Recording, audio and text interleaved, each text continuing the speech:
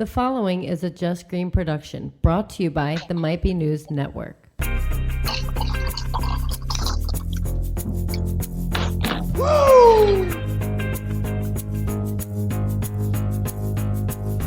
What's up, everybody? Welcome back to Might Be Brews, episode 46, the podcast where we explore the people, places, and brews of the craft beer world.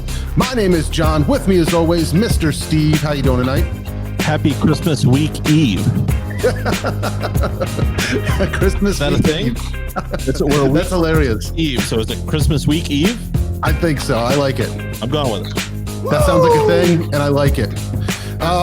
My brother Taylor is here and not here. He's producing the show. He got banged up at work. He's got a concussion. He can't look at screens and whatever, but he's in the background there somewhere. I don't know if you can hear me, Taylor, but say hi if you want. Grab his dick and twist it! There he is. He's going to communicate to us through the board. And we've got a very special guest tonight, our buddy from Kennett WinterFest, Jeff Norman. How you doing, Jeff? Hey, glad to be here, you guys. Thanks for having me. Thank you so much for hanging out with us, Jeff. It's always a pleasure to chat with you and talk to you. We've had you on the show before at a brew fest, but we haven't done a live stream or anything like this before, right? No, yeah, I was on at like the regular Kennett WinterFest in I guess 19. Yeah. Last year. Yeah, you guys were there last year. Time flies, man. Crazy stuff. Well, let's get the pleasantries out of the way. Make sure you check out the brand new mbnnetwork.com. It's never been easier to find your new favorite podcast. You really should check it out. If you go there, look for the Brews page. We have there's a whole playlist of just our episodes. So it's a nice, easy way to track our episodes down instead of going to like Spotify or wherever and searching through everything. So check out the website. Also, help us make the show bigger and better than ever before. Become a patron on Patreon. Go to patreon.com/MBN Network. $5 a month helps us get better equipment and gives you exclusive content from all the shows. And shout out to our sponsors, Eunomia CBD. Go to eunomiacbd.com. Use promo code MBN for 20% off, free shipping, and a free gift. That's eunomiacbd.com, eunomiacbd.com. Okay, terrific. There we go. That seemed a lot harder tonight than normal. I'm just a little funk, I guess. It sounded harder. Dude, I'm a little bit beat tonight. I don't know. I quarantine, working from home. I've turned into like one of those people from Wall-E that just doesn't move. You know, like I feel like I'm just in a chair all day and I'm at my computer and I just twist from my computer to the TV and back. And that's become my life. So today, like going out and shoveling and doing stuff like that, I'm whooped, man. It's the most activity I've done in a while. Might I suggest opening a beer? Let's do that. So Mr. Steve and I, we have the same beer, LBC, which I think we can represent Linwood Brewing Company. Can you tell me anything about this, Mr. Steve? I can tell you nothing about them except they are from Raleigh, North Carolina. Okay. My boy Dave went down and he visited that area, Raleigh, Asheville, that kind of area. Brought us back some goodies to sample from some different places. Got some Linwood, got some Burial. There was some Wicked Weed in there. So this is what we're trying tonight. Thanks, Dave, for the hookup. Yeah, thanks, Dave. I can smell the hops on this one. We're big fans of Mosaic, as most of our listeners know, but I thought it'd be a good idea to start with Pale Ale. But let's hop over to Jeff because I want to know what Jeff's sipping on. What do you have down there? All right, I got the, let's see if I can hold this up, you guys. It's washed out. Oh, I can see it now.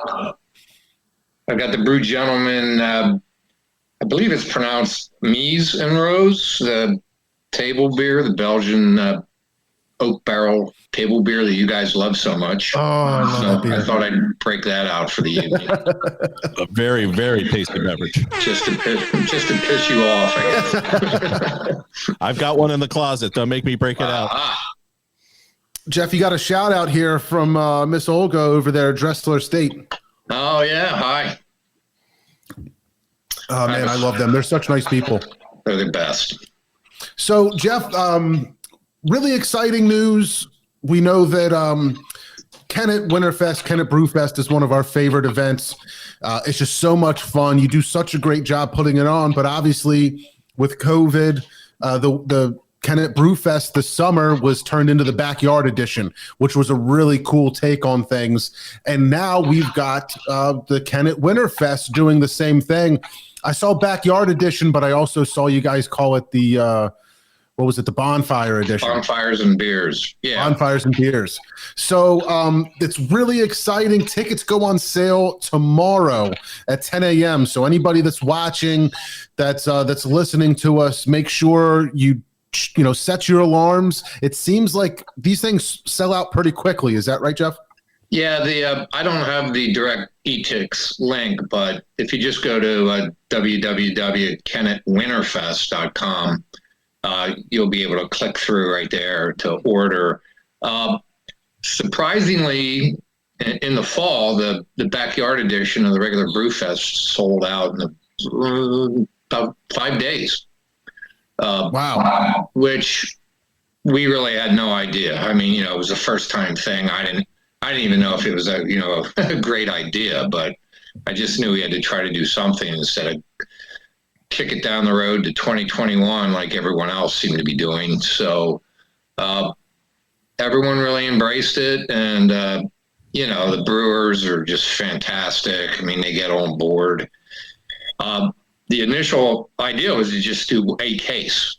I was going to try to get 24 breweries and do one case of beer, and then people could celebrate in their backyard. And I had 24 breweries confirmed by email in like less than 10 minutes. Yeah. So, and then I had a listing of alternate 1 through 8 or something.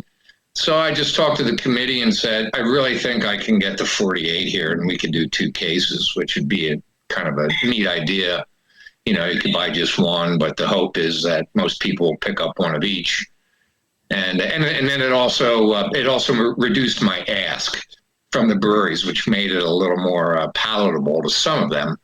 I was going to need like just over 40 cases to sell 1,000 cases if it was one case. And when I was able to reduce it down to 21, it made a lot of people happier, I think. Just that, they'd be able to handle something like that on a run, especially someone who's a little bit smaller. So that's how it happened. And then, of course, it was like, well, I just committed to buy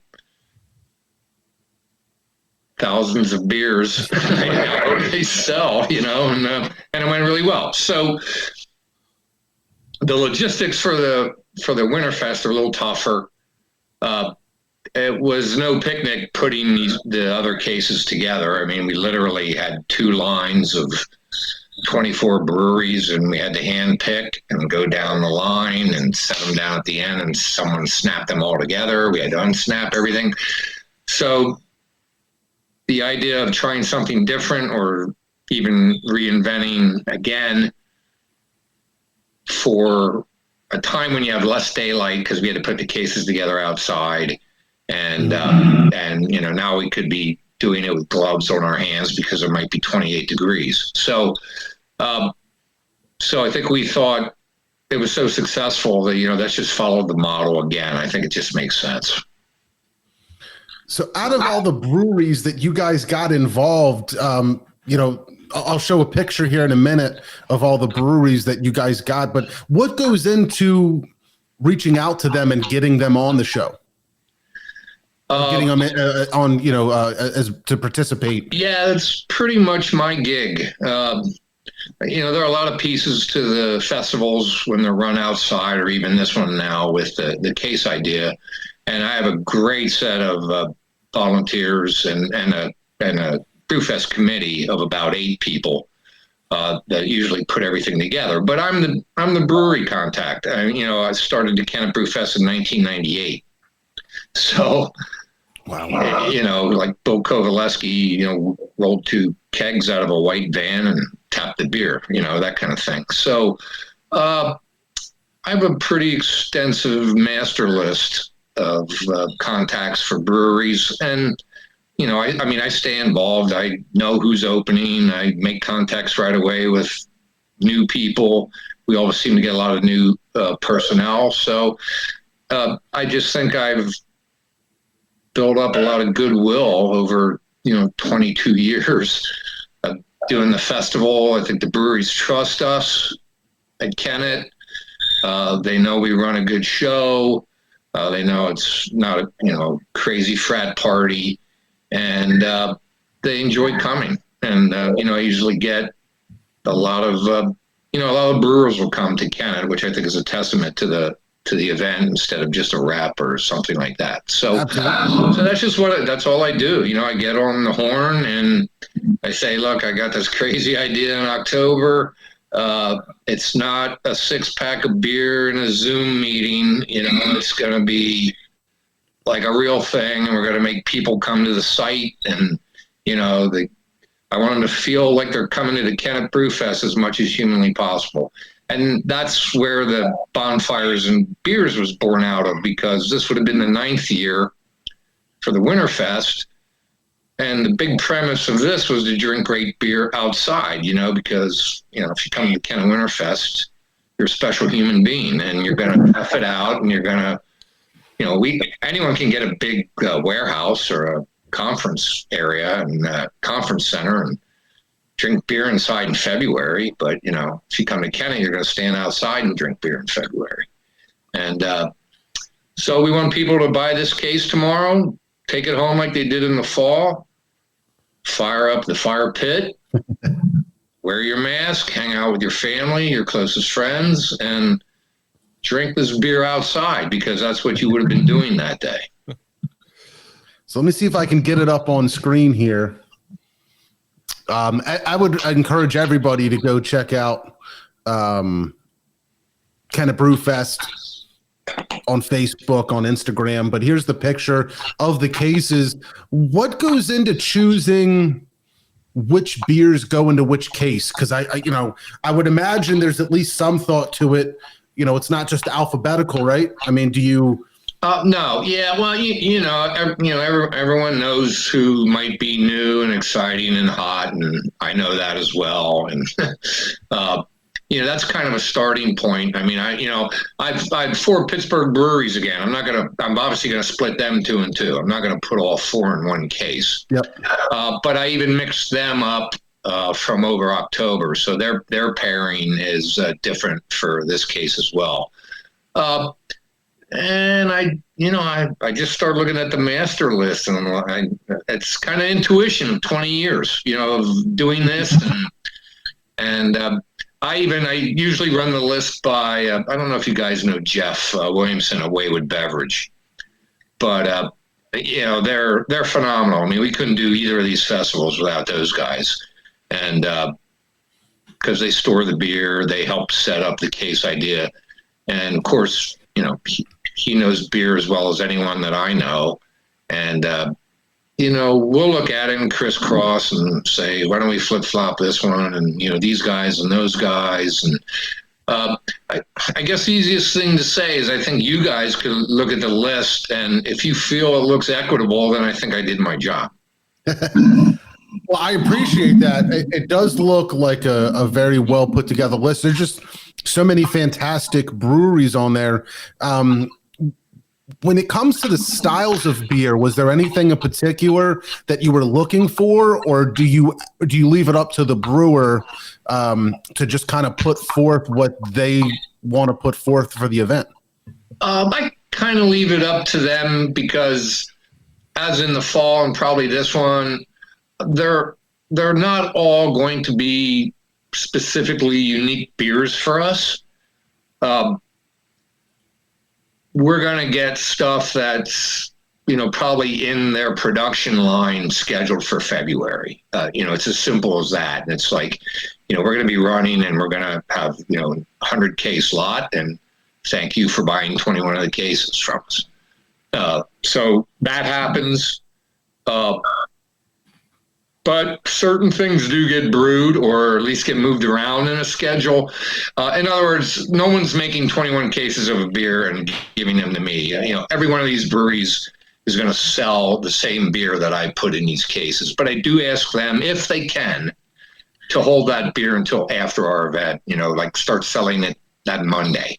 So that people who grab this case get the first taste at it. And that can't happen with everybody either, because some of these breweries are they go into wholesale distribution, and beer's going out when the beer's going out. But in the fall, probably everything we had, probably the earliest that came out before our event was maybe 2 to 3 weeks. And a lot of the brewers did hold the beer until after the event. So, I'm expecting, so I don't always know the beer, but, and I don't know the beer for tomorrow. So that's a testament to the people who take the chance on us. And I hope that's because of our reputation, that it's going to be good beer. I mean, it's going to be great beer. If this follows tradition of the 8 years of being outside, there should be, more big beer heavy, more stouts, hopefully some double box, Bock beers. I'd like to see more Belgians. And then, I think you're always just going to get the double IPAs, big, hazy double IPAs, that kind of stuff. But I'm anticipating there will be less of that in these 2 cases than was in the fall. So, Jeff, tell our listeners real quick how they go about it. So you have the Kennett case and the WinterFest case. Is it 2 different tickets? It is. And you're limited to, on any transaction when you go in tomorrow, you can buy 4 cases, but no more than 2. So you can't do a 3-in-1. You can buy a single case. If you just want the Kennett case, buy the Kennett case. If you want 1 of each, do that. If you want 2 of one and 1 of the other, do that as well. And then, you can go as high as 4 cases. Now, I didn't know this. I was told through e-tickets, an email address will get totally cut off at 10. So if you go in and buy your 4 and then go back on again because you're having a really big bonfire and you want more cases, you can do that on the same email, but you'll be cut off at. So I guess in theory that would be 3 transactions if you go 4, and then 2. Interesting. So I'm just checking out the lineup again. The Kennett case versus the WinterFest case. When you guys did this in the summer, did you find anybody liking one or the other, or anybody competing against each other? Well, I won't say the way it actually went down, because I might actually get it wrong. But the case that I thought personally was the best case lagged behind the other case by 50. Oh, wow. So the one sold out at 500 and the other was at 450, and then of course eventually sold out. But I was a little surprised that it actually went in that order. So who knows? People look at the list, and I don't think they just look at it and say, I picked the first case. What if the first thing they see and they click? I don't really think it goes like that for this event. But it's hard to tell. They went pretty evenly for quite a while, but the one case did start to pull away a little bit. Yeah, that's interesting. When I'm looking at the 2 cases, I can't really see one that I would really want over the other. It's got such a good blend between the breweries that I see a handful in each one that I'm really excited to try and to make sure I get beers for. But I don't know. I think it's a pretty good, a very good balance. I mean, that's purposeful because I certainly want you to buy both cases. You know, if you come away and say there was only one that I thought was worthwhile, then I didn't do my job. Well, go ahead. But that's a ridiculous notion anyway, because it's just like 48 great breweries. I mean, it's just a great list. So Yeah, it's like 7 first timers too, which I was really excited about. I think some people got shut out the first time, heard about the success of the event and how much everyone liked it. And some of my earliest commitments when I put this out, you know, like a month and a half ago, were new people that said, we want in, we definitely want in. So I remember looking at the summer case and saying there was one that I slightly wanted more than the other, but it wasn't real big. This one, you could really flip a coin. I couldn't figure out which one every time I say, oh, well, I want that one, I look at another one and I say, oh, but they have this brewery or they have this brewery. And I think both cases are really equal this year. Gonna have to get them both. Got to do what you got to do. Yeah, don't get shut out, guys. I mean, I feel bad for you. Yeah, This is an interesting one because when I do the regular fest, you know, tickets are easy. You know, I can invite you guys, consider you guys like media. You know, you can just get invited in. I mean, I had to buy cases for this. Yep. So there was like zero comp on any of this. So, well, yeah, you know, it's interesting to think about. Well, once somebody actually buys the tickets, tell us about what goes into picking them up and the dates and times and what's that part of the transaction? Yeah, so it's interesting because I answered someone on email today that seemed shocked that we were doing this during COVID-19. Like they obviously didn't go to the website and read up on it, and they must not have been familiar with the fall. But I mean, we're following every COVID protocol. So what happens, you'll have your ticket. You can either have it on your phone or paper. You'll drive onto the Brewfest site. So you'll physically drive on site. So right at the entrance, your ID will be checked. We're asking that you hold it up to your window. Don't roll your window down. Just hold it up to the driver window. We'll check your ID. We wave you in. The next station, you get your ticket scanned, and as much as possible, we're trying to do that the same way through the glass with our scanners, and it worked pretty well. It actually worked better with the paper tickets than with being on your phone. That might have been because sort of like a double layer of glass and some glare maybe or something. So we almost are recommending, people print this ticket. I know that seems archaic, but they did scan better. So hopefully you go through the ID process and the ticket scanning process without ever rolling your window down or needing to talk to anybody. We then take pieces of paper that indicate your case and the number and put them under your windshield. And then we have people direct you. You drive around the site. You come all the way back to very close to the entrance. And we have 2 lanes with both cases are on both sides. We ask you to pop your trunk, or if you'd like them in the back seat, and we throw your beer in and close your trunk or door, and you're off site. So it went incredibly smooth in October, more so than I thought. I had this very elaborate map drawn out about like all these stacked cars and everything, and we probably left our window open too long to pick up the case, which will probably shorten for WinterFest. But, we never had more than like 5 cars, at the pickup location in either line. So it went really well. But that's the process. So, we hope we don't have to touch anything, and you leave your mask on in the car if you have to roll the window down. If we just can't scan and ask you to roll your window down, we're going to ask you to put your mask on first. And, then we'll scan you and get you through the process. It went very smoothly, and we think that's just the safest way we can do it.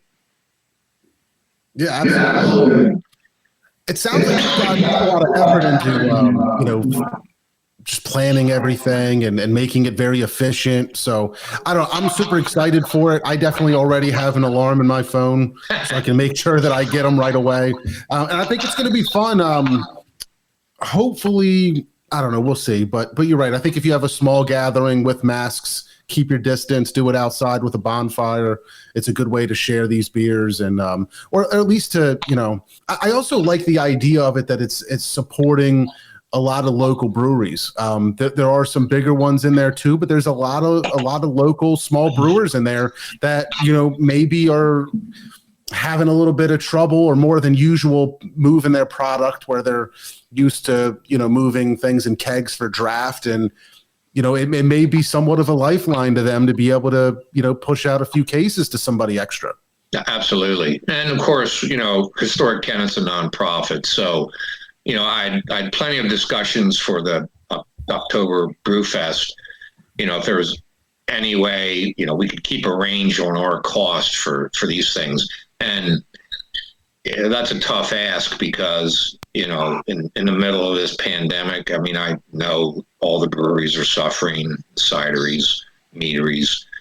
And, but I think we came to a pretty good agreement. And on the flip side of that, John, I agree with you completely. It's like, hey, look, man, one hit, I'm buying 21 cases of 16-ounce cans from you. So, that's not a problem for some people, but it's probably a pretty good sale for others. So I do agree with that. Absolutely. In the 22 years, Jeff, how many different breweries have you had in total? Do you have that number? Oh, God, no. I can tell you that in 1998, I think we had 14, and probably like 6 of those were like imports, like German imports or something. Not like Heineken, but, a really decent German beer. I don't even think we had Belgians at that point. And I think I had Yards, Victory, Sly Fox, Dock Street. I can't remember. And now I think the most I've ever had, we cut back a little bit, but I think like 3 years ago we had 110. Whew. So, yeah.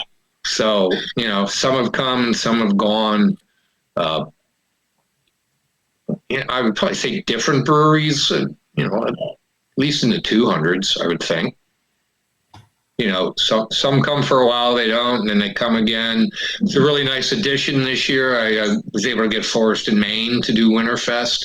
We haven't seen them for a couple years for whatever reason.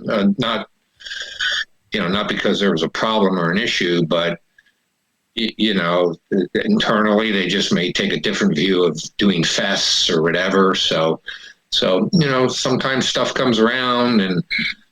There's always new people. When we do it outside, I think the last in 19 when you guys were there, I might have had like 20 first-time breweries. So that's what keeps it exciting for me. It's always kind of a new, fresh, rotation and turnover of people, and hopefully some favorites don't get shut out, but there's a number. So when I hit it, and they get back to me, you'll have to wait till the next one, I guess. All right. You get one brewery from across the U.S. to have the next one. Your dream brewery. Who is it? I can't really do this. I know. I'm media. You need to answer the questions. Come on. Let's see. From across the country. Well, this will be an easy one, and you're gonna probably think I suck. But and I've had some of their bottles before, but I begged for years and years to get Russian River, to get Pliny and Blind Pig at the beer festival, and it's yet to happen, and it probably isn't going to happen, but that would be a coup for me, I think, and so I'll say that one. I'll work on it. I'll work on it. That'd be Yeah, I amazing. appreciate it. I mean, we've had damnation bottles and that kind of stuff for like the connoisseur, but never been able to get any keg beer for it. And I used to, I'm a rock star. We used to have Hill Farmstead. Like no one else had Hill Farmstead, I can tell you that. And they kind of, they just went to an explosion level where and their local rep really helped me out a lot, and he's not there anymore, so the whole thing just kind of fell apart. But for a couple of years, that was a really nice get. Oh, it is. I believe it. How does that affect the Brew Fest when you have one of those breweries that just has so much demand or has a beer there that so many people want? It creates a line. Do you feel like, is there a balance to it, or is it too much positive, or is there negativity keeping people from other breweries? Yeah, I mean, logistically, it's a headache, people trying to cut through and stuff. But I mean, I can't fault any brewery for sort of having cult status, and by the same token, I ask them, so it's like, so I mean, it's not really problematic, but I mean, it's hard when we get someone like that. I have to really talk to them about pour size, because I want as many people as possible to get to taste it, and you're going to get loopers for breweries like that, so. True. Someone's going to go up, get their sample, and just go right to the back of the line again. So, it makes it a little difficult, but no, I love getting those people. I mean, I love it. I'm sure. Yeah, Russian River would be really cool. Well, I think we should definitely talk beers here for a minute. Jeff, if you want to start, you've got the table beer. I'd love, if you feel like it, give me some tasting notes, what you like about it, what you don't like, if there's anything. Well, when you get to be an old guy like me, what I really like is it's 4.8%, which is just really nice. And, there's definitely oak from the barrel aging. It's sour, but not puckering so. Has that Belgian funk. It's a little bit of the barnyard quality to it. There's sort of a touch of lemon, a little bit of lemoniness to it. If I can look at the label, so the mise en rose literally means setting the rose, which is the stage of the barrel making process where the barrel first begins to take shape. With a focus on mixed culture fermentation, extended aging in oak, and careful blending, the beers we truly love to brew and share are brought to life. So they don't really talk about the process. I'm almost thinking that this might be a blend of different ages of the beer, but they don't necessarily say that, which I mean, that's a skill in and of itself. I mean, Sure. It's crazy to me that that's like Cantillon in Pittsburgh, if they're pulling this stuff off. But this is, it's effervescent, it's light. You guys know. It was your favorite of the fest. So. It was. It's amazing. It's an amazing beer. Really nice beer. It always, I don't know enough about brewing to make like a solid statement probably, but the wild ferment beers, I assume, can't just be that simple to do. You've got to keep an eye on things. You've got to, make changes at certain levels, hold temperatures. And I mean, you got to do that in all brewing styles, but I would think that wild fermenting takes a little bit of extra skill to get that right and to not have a gross beer. Yeah, you should get the guys from Free Will on probably to talk about it, because I think they're probably as good as anybody. I'm sure they're dropping that wine thief in the barrels all the time, and God love them when they actually think it's like now it's right, or if we let it go 2 more months, it's going to be past.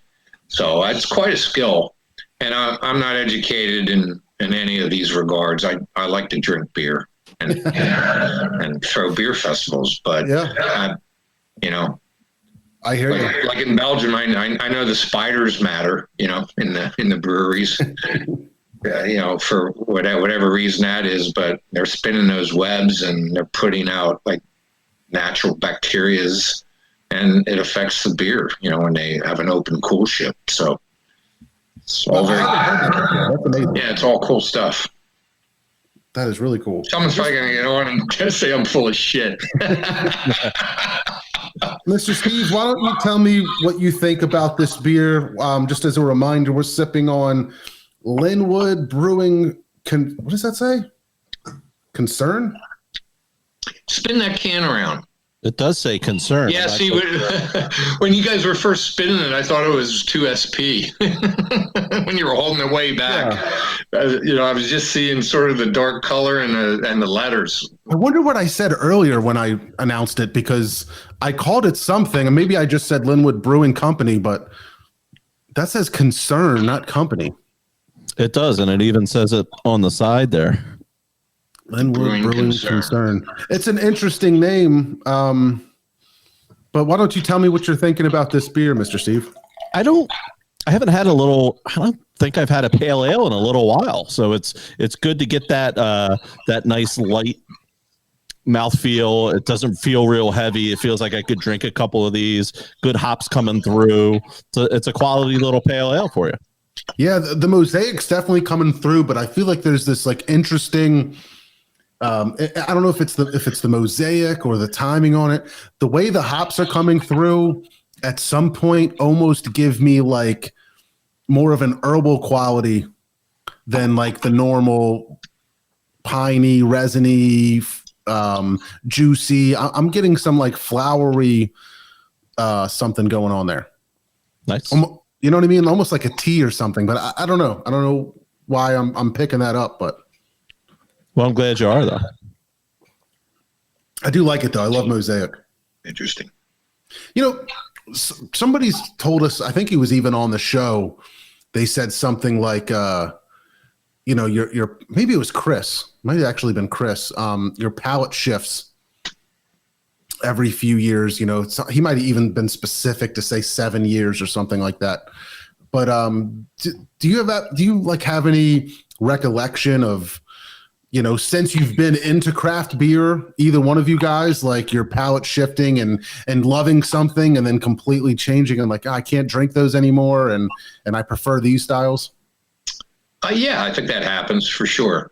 It's not that I can't drink something anymore, but, you know, I'd say even for the last 2 years, I drink more lager than any other style, which is, you know, why I'm so thrilled about people like East Branch. So, you know, but I drink a ton of Pilsner, Helles, you know, probably one of my favorite beers of all time was St. Boisterous at Victory, that Hellerbach. Man, that is like such a good beer. So, you know, it'll probably flip back. I mean, just drinking Celebration a couple weeks ago, you know, I was just like, damn, this is good. And, you know, just because it was that West Coast fresh hop IPA, and I just don't drink enough of them anymore, you know? And it was like, that was like a really nice sort of refreshing look back to, you know, beers we probably all drank 8 years ago. Or, you know. I definitely pick up a 6-pack of Celebration every year. And it's one of the ones that I look forward to, and getting that pininess back in a little bit is great. Yeah, I'm kind of glad that I think I did have some kind of palate shift, because when I first got into craft beers, I was all into IPAs. I started getting into stouts, and for some reason, my palate could not take, and I don't know what it is, but like a lot of Pilsners and lagers, I just, for some reason, couldn't get into them. And I don't know if it was like through force or what happened, but eventually it shifted to where I actually love them and appreciate them and almost prefer them in some cases now too. But I don't know. I'm glad that it happened, because for the longest time, I couldn't, for some reason, put down an entire Pilsner or lager. I don't know why. Well, and I think you come to an appreciation. It gets talked about more and more. You have brewers on all the time, and they're like, yeah, I make 20 hazy IPAs, but I drink Pilsner. Yep. And the skill involved to make a great lager is, that's something to be celebrated, I think. So when I drink those kind of beers, I think about how they were made as well. And, maybe that's why, I don't know, I just seem to have more of an appreciation for the skill. As I always saying, you can't hide flaws in some of these delicate beers. Mm-hmm. And I'm ready for the next one, Mr. Steve, if you are. I am. So I had to, what was it, last week, I guess? I had to make a work trip up to Massachusetts. And it was one of those things where it was a very quick trip, and I had to leave late, and I had to leave late on the way home. And I was like, I'm not going to be able to make any brewery timing. But my schedule ended up freeing up, and I had time. So like, I just was like, I can do this. And I made it through in time. I placed a quick order and brought a couple beers home. But, I think I've said this before, but Treehouse has been incredible. It reminds me of what you're talking about, Jeff, with how the Winterfest and Brewfest have been with COVID. They've always been an efficient machine. You can have all these people lined up on your facility, and now everybody's in cars, and they have, certain procedures. You put your piece of paper with your order number and your name up on the window, and put your license up there and all that stuff. And they move you in and out really quickly. I haven't been there for 10 or 15 minutes both times that I've gone. I haven't been on a weekend because I've seen some people posting pictures on the weekend, and they've got cars lined all the way down the driveway. Which I don't know. Have you been there, Jeff? I have not. No. It's a sight to behold. I'll tell you that. It's one of those things where I can't get over it, and I love talking about it because the idea that the beer only comes out of that building, it's not on draft anywhere, you can't buy cans anywhere else, and the amount of volume and demand that they have is just unreal, and the fact that they can somehow perfectly play that card to keep the hype, keep the demand, not need to do anything else, as far as ways to get beer out, but still push out that volume and to ride that out for so many years. I'm assuming an impressive balance of a lot of things. Their brew schedule, the marketing, the brewery operations, the retail operations, just everything. It's very impressive. So you're telling me I can't get them? Yeah, Treehouse. It's you have to bring it back from there. They would need a distribution deal anyway in Pennsylvania. So. Oh yeah, it'd be fantastic if I don't think they've ever. I don't think so. I wanted to say that, like, I don't know who I was just thinking of, but more and more people do like temporary distribution, and they'll send beer down. I don't know if usually Philly Beer Week gets some stuff that isn't around later in the year. So they get there's something they do with the PLCV to get certain beers. Yep. Jeff, while we're taking a break from beer, give me your score for the game tomorrow, Saturday. Oh, come on. Yeah, I don't know. I guess I gotta go with the Irish. I guess like 30-27. Okay. Are they playing Penn State or what? No, that would be like 55-10. But no, they play Clemson again. Again for the ACC championship. So I don't know. It'll be interesting. Can you decide if they're in the playoffs or not? Yeah. John's a big college football guy. Yeah, I was going to say, can you tell? Yeah. I can't stop using this glass. I got the glass too with the purple. Well, look at Captain Proper over here. I'm going to get a different beer. I'm going to step out of the frame for a second. So Haze has really been one of my favorite beers out of the Treehouse lineup. So I think this is the first time I've had the very hazy. So I'm super excited for it.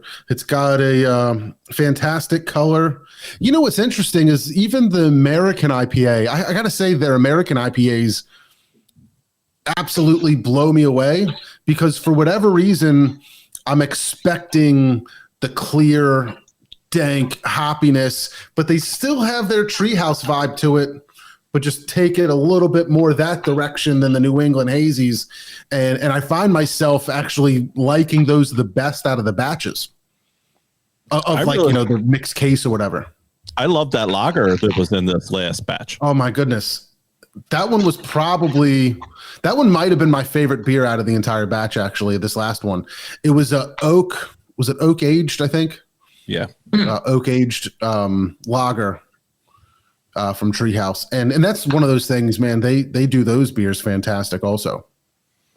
They are definitely, you talk about the hazies and, you line up 12 different hazies, you're going to taste 8 the same, but they still put out great lagers. They do a great stouts. They do a lot of really good beers up there. It's been a while. I'm keeping it in that same family. So, hang on here. Yeah, it's like a mirror image. Yeah, what am I doing wrong? There we go. I'm not skilled at this stuff. Okay, I recognize the logo, but I can't put it. Is that? Brew Gentleman again, the General Braddock's IPA. Nice. This beer is phenomenal. You're going all Pittsburgh on us tonight. You're going all ginger. Yeah. This is like their flagship, and it would be my refrigerator beer, hands down. Wow. I would have this beer all the time in my refrigerator. It's just phenomenal. Man, so I was saying, Mr. Steve, that when you take a break from having the hazy IPAs, and I've gotten a lot of local stuff, a lot of lagers and pilsners, and tons and tons of stouts lately, right? And then you get the hazies, and I remember having the first sip of that first Treehouse out of that case that I brought back, and was like, holy cow, I forgot how good these guys are. And I wish you could figure out the science, right? Like, is it something that they're doing to make their water extra soft? And then, because I always feel like that's one of those qualities to a lot of their beers is they're pillowy. They're very soft. Don't the oats do that usually? I think so. Like the oats really softens the mouthfeel. I think you're right. It's just, what makes them so, to me, they are delicious, but also. Yeah, I'm washed out. Sorry. But also just well liked by so many people. What did they figure out that seems to just everybody likes that beer, and most people don't have one of them and go like, oh shit, this isn't for me. They've got something figured out, and I know they must be making a shit ton of money up there. That's all I know. They're always knocking down some more trees and building a new something there, expanding to a new space and more warehouse, or I don't know. I don't know. And nobody goes there and gets a 4-pack. Oh yeah, that's one thing I notice when people post. It's like they got a hand truck of beer. Mm-hmm. It's cases on cases. I've done that pre-COVID in the summer, and I put that text out. Hey guys, I'm going today. What do you want? And next thing you know, I've got 6 or 7 cases on a hand truck, walking all the way down the driveway to that lower lot. and then having to bring the cart back up. That's why I hope they find a way to keep this this car thing, because it is so efficient and can keep those people out of the way of the tap room area and the other stuff. So I don't know. I don't want to give too Mr. Steve, I'm not on that text list, obviously. You got to talk to John. He's the one that's always up there. I know. That's what I mean. I do go up 6 or 8 times a year. I feel like I always end up having a reason to go up to New England area. But I want to try to. I mean, everybody knows everybody's a big fan of Treehouse. We could talk about them forever, but I really want to try to put some effort into talking into PA stuff. How are you guys feeling about the restaurants closing back down? I feel really bad for the restaurants. I understand it. I understand the situation. But I just feel really bad for those guys. And it's not getting any better. And they're not getting relief from the government. And it's just like they're taking it on the chin. And I can't blame these guys for getting pissed off. Yeah. It's so hard. I see a lot of people upset. I see a lot of people. I don't want to say a lot, but I see certain people posting online. They're staying open. They're doing it anyway. F it, It's tough, man, because I feel so bad for those. And it's there's so many arguments, right? Because you can be closer to people in the bread aisle at Giant than you would be at a restaurant that's ran well. You know what I mean?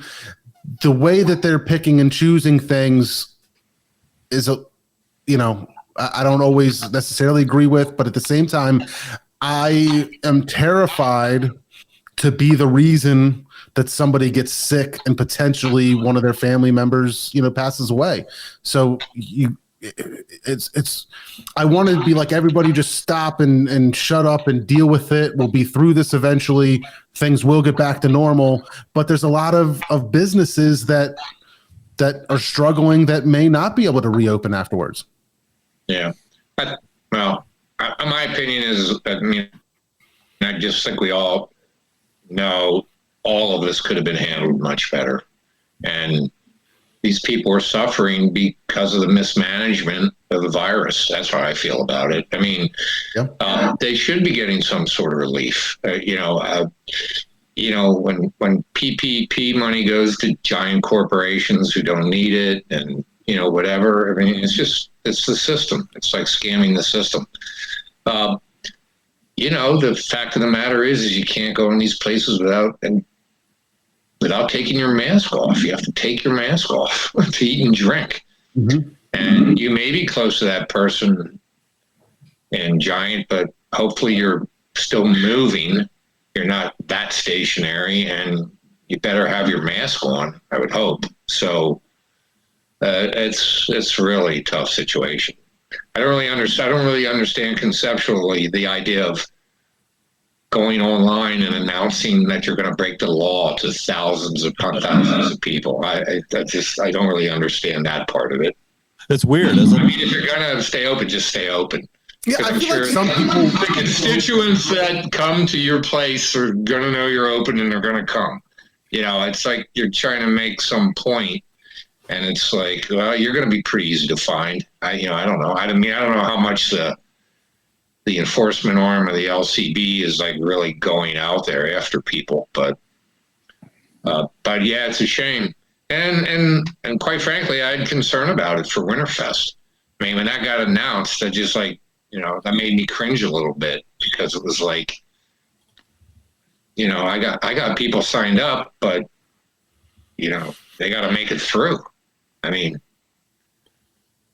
So I don't know.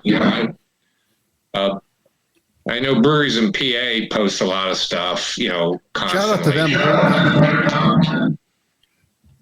We were talking with them over the summer about being on the show, and then haven't been able to get them on more recently. But the article shows that the PA Department of Agriculture has been sending emails and making phone calls to threaten Pennsylvania breweries that seem to not be following the governor's mitigation orders. So it's interesting, you know. Hopefully the vaccine will make all the difference. Yes, let's hope so. I hopefully it gets out at a decent time, and you know, that's another thing too. Is like I know people that are like, I won't take it, I won't do it, and I agree that, you know, this is like exactly the plot line for, I think, I Am Legend.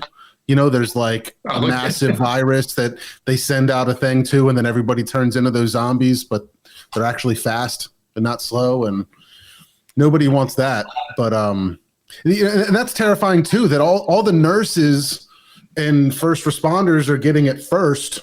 So if they all turn to zombies, then who's going to treat them, and then us eventually? It's better not, because I'll be married to one, so I don't want her like killing me in my sleep or anything. Or the famous, whatever you want to call it, storyline of most zombie things, that you end up having to kill a loved one because they've turned and you haven't yet. Nobody wants to deal with that. But that kind of went off on a tangent.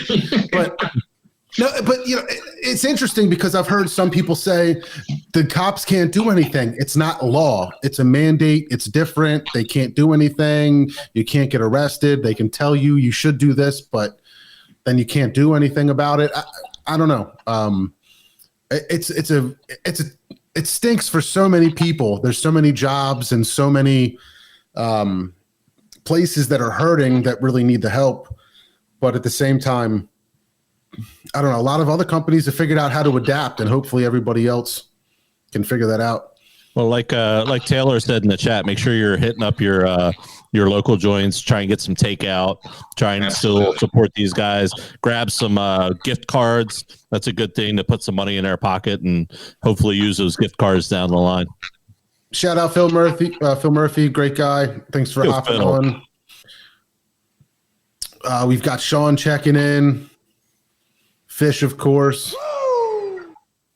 Chris, everybody, thanks for hanging out and chiming in with us.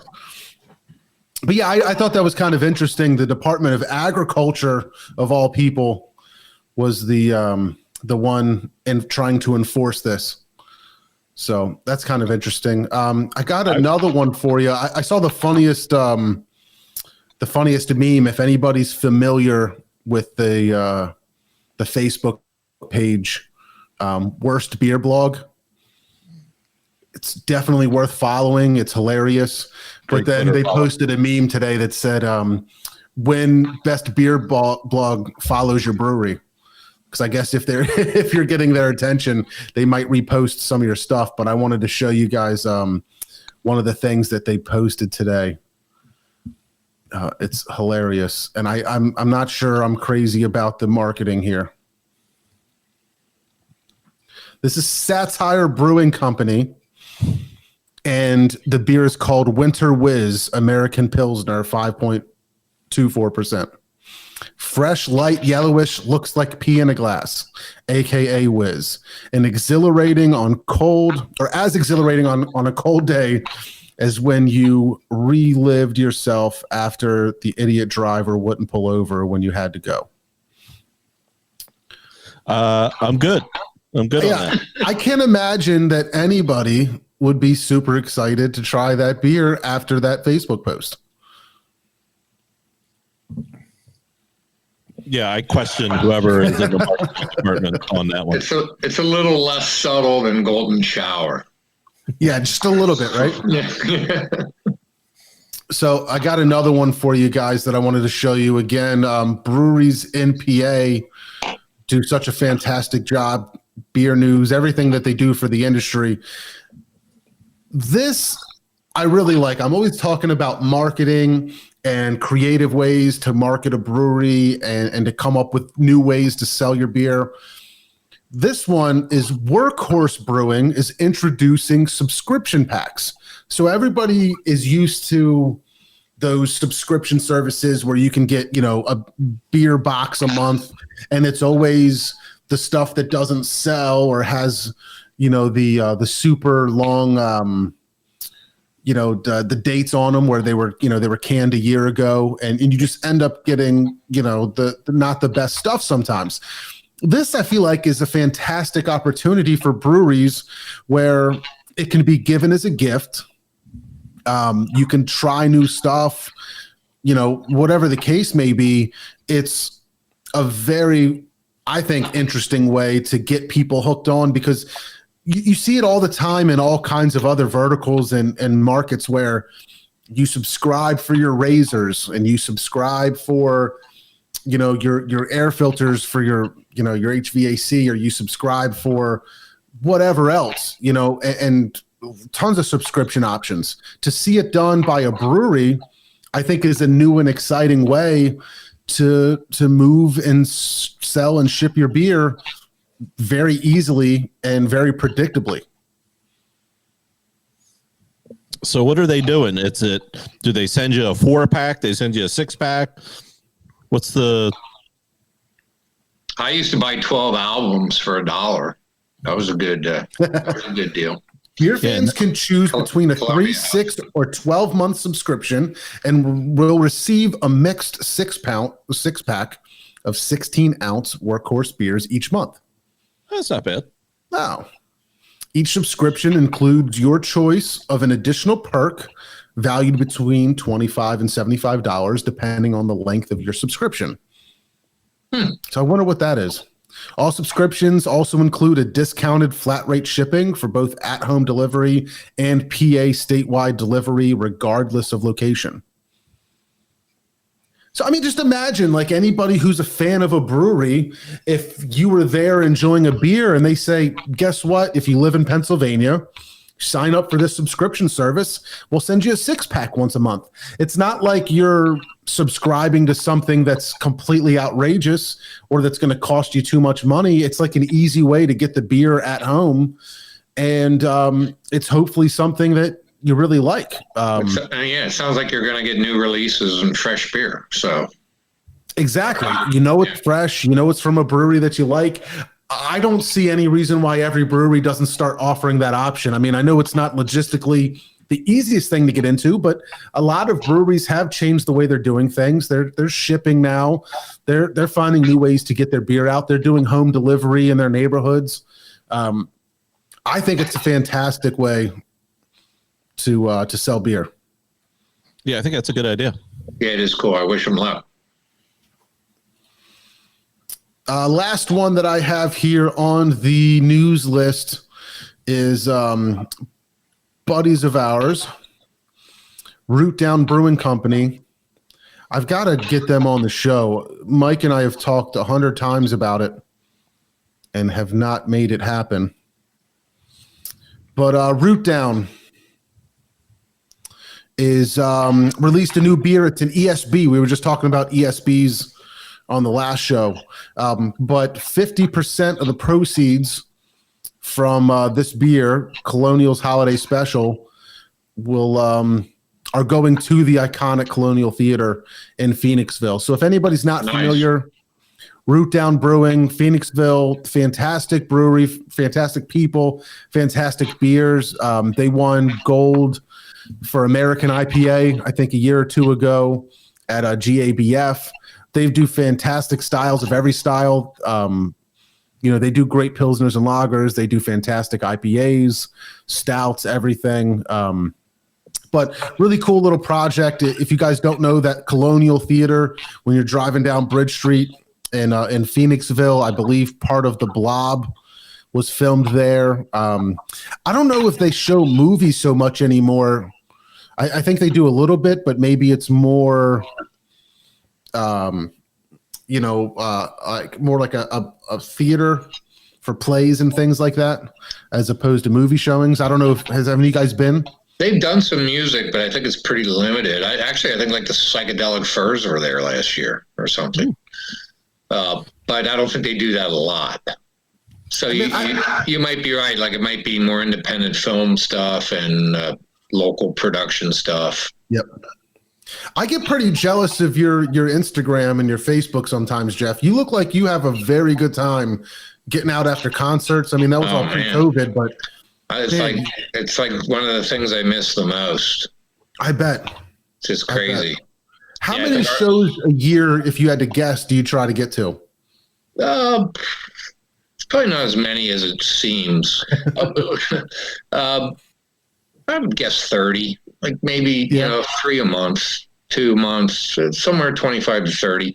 We do a lot of more small venue stuff though. So with live music, man, there's nothing like it. And it stinks that there's my wife's not too tall. So when we go out to like the clubs, we always go early. Because if you're looking at my videos, it looks like I'm sitting in the lead guitarist's lap half the time. Right. We like the kid. We usually post something that's like the Normans are on the rail again. So nice. So cool. yeah, I miss that a lot. Yeah, and a lot of people do. It's crazy. And that's where I spend some money. I spend money on artists who are doing online shows. Some of them just do them through like a Venmo tip jar, but other ones, I've been following a series of drive-by truckers have been playing like every Wednesday, like acoustic members and stuff like that. And you could do the same thing with that. It was almost a subscription. You could buy like individual shows, or you could buy all 6 shows for a set price. So I think that idea is definitely caught on with a lot of people in different venues and genres. I'm going to give you one of these questions again. One band, group, singer, whatever you think. This is easy. Go ahead, finish. They have to come back from the dead. It has to be somebody dead. Not somebody that you can see, to have at the Kennett WinterFest. It's still easy. Okay. That would absolutely be Bob Marley. I was gonna say you're gonna say Marley. I'll bring it back. You were going to ask me who I wanted to see. I was going to say The Cure. I haven't seen The Cure in forever. It's like, if I could get them to come and play, that would be cool. I'm bringing back Prince. Prince is coming to the next. Prince would be good. The next zombie Winterfest. We're running short on time, Mr. Steve. Let's chat about this haze a little bit, and tell me how it's tasting. It's tasting really good. Like you said, I've had some different hazies from different breweries, kind of local, and then when you go back to the Treehouse, there's definitely a step up to the Treehouse stuff. I don't know quite how to explain it. The mouthfeel, the taste, the combination of everything together. You feel like there's a little extra to these beers, and it's tasting. It's going down really well. I agree. I mean, it always feels like it's a step above. Incredibly well balanced. They don't have a bad beer. This one in particular, very hazy, coming in at 8.6. It doesn't really even taste like that. I mean, it's just solid mouthfeel, incredibly well balanced, delicious, very juicy, just so drinkable, even for an 8.6. You kind of understand why so many people like them and they're so well received, because the style of beer, these hazies, they just do them better than anybody, where you've got all kinds of flavor, tons and tons of flavor, but you don't get anything that turns you off, too much bitter, too much sweet, anything like that. It's just well done. Jeff, have you guys tried the that Baltic Porter you had from East Branch? I haven't. Mr. Steve? No, I have not had the porter yet. No. I'm looking forward to it. I love everything that they do, but I'm just now finding out that Idaho 7 may be the hop that's my kryptonite that turns me off. Yeah. So Hydra, Cloudy and Cumbersome from Levante, some of those beers I just don't like, and I can never figure it out. And I think we finally did. Oh, that is interesting. I didn't even know Cloudy had that, but I know Victory did that one canning line of like specialty cans, and the one was a Pilsner, I believe, with Idaho 7, and that just was not good. It was not good. Something the cellar or some. I thought it was the tank to tables. Tank to tables. Yeah, tank to tables. Man, I think I liked one of them. I was so I should excited say, for those. I don't want to talk about breweries in a bad light. I got a big list of people that I love, but that just didn't work out. Victory's amazing, but yeah, you're right. I mean, that's one of those ones where, for whatever reason, the way they marketed it, I was so excited for it, and it just didn't work for me. Like I think there might have been one or two that really did it. That I really enjoyed. It almost felt more to me that it was like we just have to get into the silver can with a wraparound label craze because we're late to that game. Right. But the stuff they put in the can just didn't quite live up. And all they had to do was put double dry hop Dirt Wolf in the can, a 16-ounce can, exactly, and it would have flew off the shelves and be done with it. John, before we get out of here, toast of the week. Shit, I completely forgot. Okay, terrific. Again. You guys go ahead. Let me think on it for a second. Well, you think about it. My toast of the week is going out to comedian Andrew Schultz. He's got a new Netflix special. It came out today. It's got more jokes per minute than anything I've ever seen before in my life. He hits the left. He hits the right. He attacks everybody. It is hilarious. Check out Andrew Schultz. I think it's called Andrew Schultz Saves America on Netflix. It's excellent. He's so funny. Check it out. I think I see him on Facebook and stuff a lot. I might follow him. Funny dude. So I'm definitely looking forward to that. Super funny. Jeff, anything you got? I know you're not prepared for that, but I know. Well, I'll just say cheers to the 48 breweries that are participating in the Kennett WinterFest. Tickets go on sale tomorrow. I said it a million times, there are no Kennett beer festivals without breweries. So they're the lifeblood of what we do, and they always step up to the plate. And hopefully tomorrow will be no different, and everyone's going to have fantastic beer in February. So cheers to all of them. Yeah. I'm going to go cheers to all the restaurant and brewery restaurant workers that finally got back to it and then got sat back down. Hopefully we get some stimulus or something. Hopefully the vaccines roll through a lot quicker than they're saying, and we can get back to normal, get you people back on your feet. There's a lot of people struggling, a lot of people without jobs, a lot of people get money that they shouldn't, things like that. But but cheers to everybody that's all the restaurant workers, everybody that that's out of work. Hopefully we're back to it. But cheers to you guys. Cheers to that for sure. Yeah, thank you so much for hanging out with us. It's been a blast. I'm so excited for Kennett WinterFest. I'll post the link again in the chat. I did a little bit earlier. I'll do it again. Of course, we're going to be posting about it on social media tonight and tomorrow. So very excited. Thank you for everything that you do organizing that. It's fantastic for the brewers, but it's even more fantastic for the fans and the drinkers. So thanks again for everything that you're doing. Well, thank you guys. Thanks for having me. I always enjoy talking to you guys. So absolutely. So, Taylor, if you want to give me the music, we'll wrap it up. Guys, if you took the time to listen to us, to watch us on Facebook, we really appreciate you. Thank you so much for checking us out. Make sure you go to mbnnetwork.com. It's never been easier to find your new favorite podcast. Visit our sponsor, You Know Me as CBD. Use promo code NBM to get 20% off, free shipping, and a free gift. And check us out on all the podcast platforms tomorrow. So if you're watching us now on Thursday, we're out tomorrow on Friday. But if you're listening to us on the podcast, you already know that we're out and we're there in the future.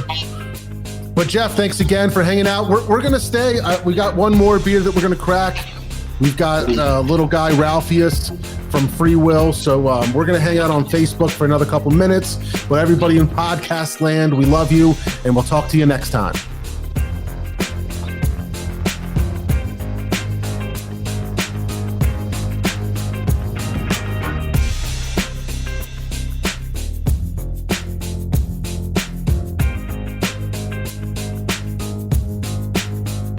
have his dick and twist it!